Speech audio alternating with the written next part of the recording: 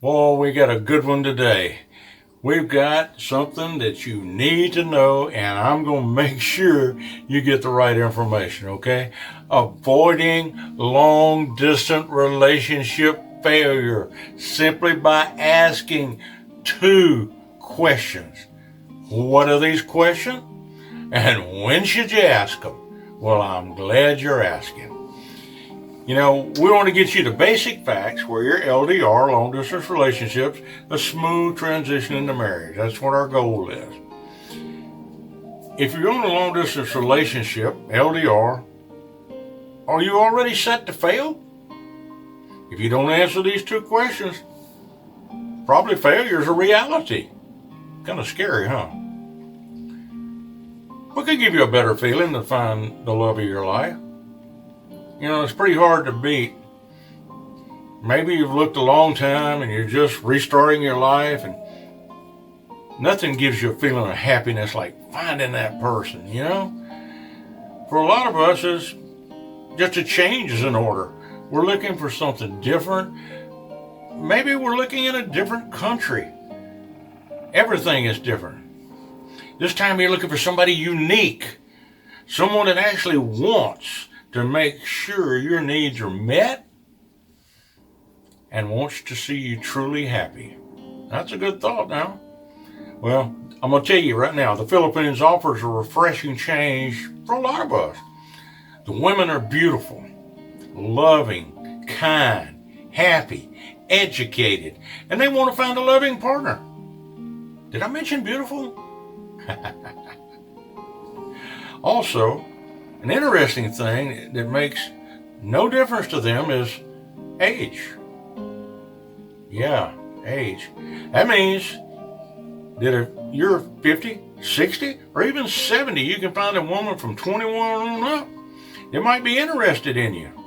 Oh man, you gotta love that, all right? It's easy to find a beautiful lady in the Philippines. For that matter, several Asian countries, but I speak about the Philippines because that's where I have most of my experience. If you're interested in finding out more about ways to meet Asian women, then simply just go below and type in a short little message telling me that you're interested in hearing ways to find them. And we'll put together a video on that for you. And I can give you some really good ideas that'll truly give you a good starting point. Okay, let's say now you've met the dream of your life. You know this is the right partner for you, and you want to move forward with plans to say, or as they say, let's put a ring on it, all right? Okay, well, where do you start? What do you do next? Don't worry, I'm here to help you with that.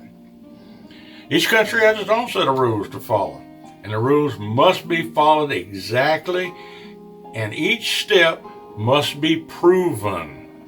Keep that in mind. Something to remember. Must be proven. Now, the smart thing for us to do is make sure from the very start that everything's in order. Some things you need to do in the beginning. Some things you need to do at the end. We're going to find out which is which, where there's no problem there for you. We're going to give you the information you need to get you off on the right foot. Okay, you must understand that many of these steps cost money, so don't be shocked. You know, hey, we're dealing with two governments here. Both of these governments want revenue. And so the two questions that must be asked immediately have an urgent reason.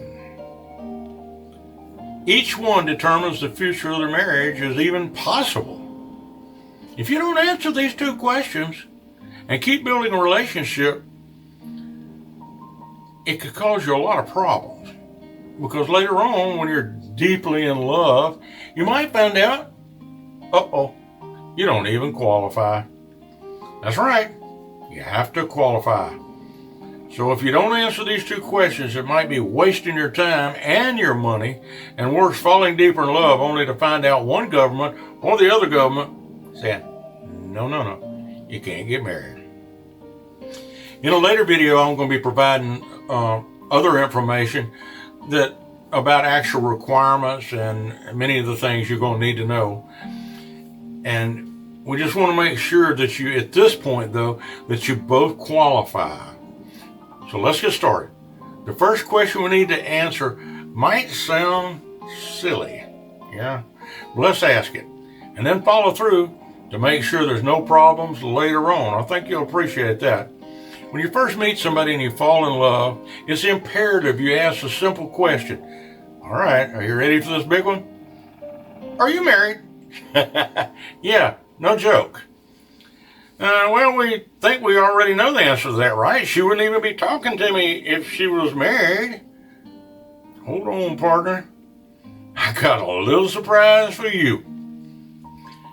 We first need to understand the law of the Philippines regarding marriage. In the Philippines, once married, always married. Yeah, that's right. No divorce. Causes many problems, and I'll explain. Many times a woman will marry somebody and she'll have children, and then the man will leave her. And the bad part about this is very common in the Philippines. She might not have even seen him or heard from him in years and not even know where he is right now. She's lonely, having a hard life, just wanting to be loved, and somebody to help her in life. You know, same things we all want. So at this point, she don't even think about the fact she's still married. Trust me, she is. Then you come into her life, and she feels hope, and you find her to be the right girl you've been looking for, and she knows she's married.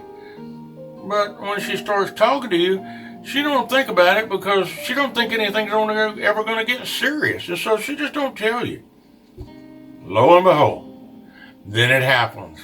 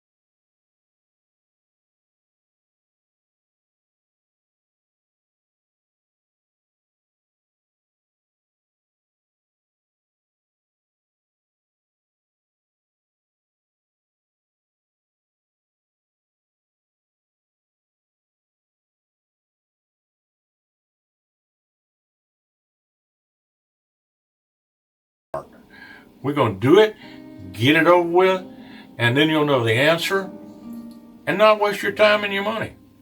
Your partner will need to go to the Bureau of Statistics in the Philippines and have them provide proof that she's not married. What they'll do is they'll issue you a piece of paper on their letterhead and everything saying that she is not married.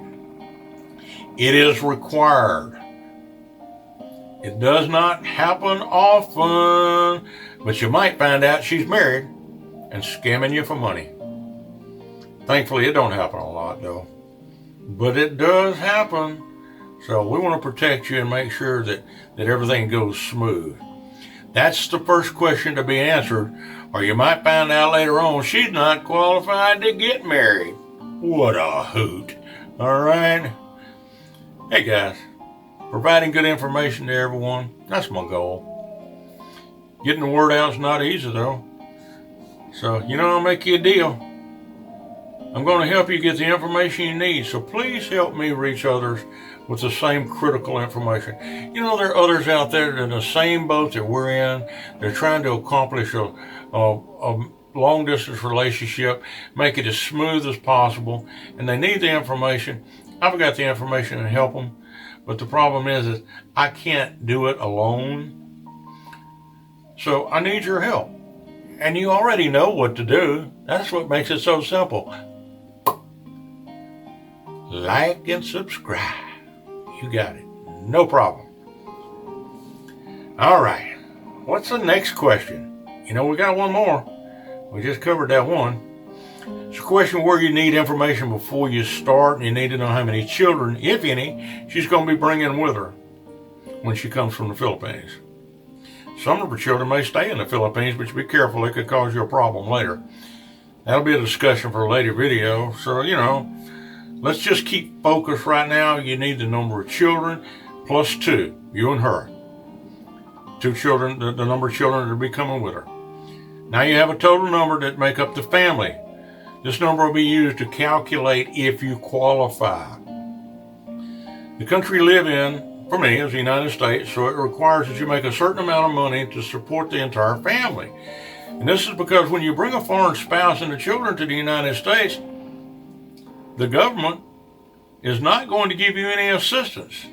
You have to qualify for a long time that you can show you can support the family for a number of years without any government help. At the end of the video, I'm going to put up a chart showing the requirements and a checklist.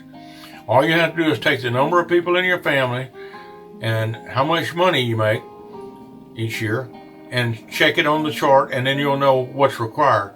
But remember, key point, you have to prove it. Everything you do in a long-distance relationship leading to marriage, you have to prove. So, how? Tax returns. You'll be sending tax returns, probably about 5 years of tax returns if I remember correctly, but tax returns. Before you do anything, now check deeper into this chart. Make sure this is 1923 information and it's accurate at the time I'm giving it to you, but you might want to check to see if anything has changed. Probably won't, but just to be safe. I think you get the idea now, though, that these 2 questions before we start the relationship can easily save you time, save you money, to make sure that everybody qualifies. You want to get all these basic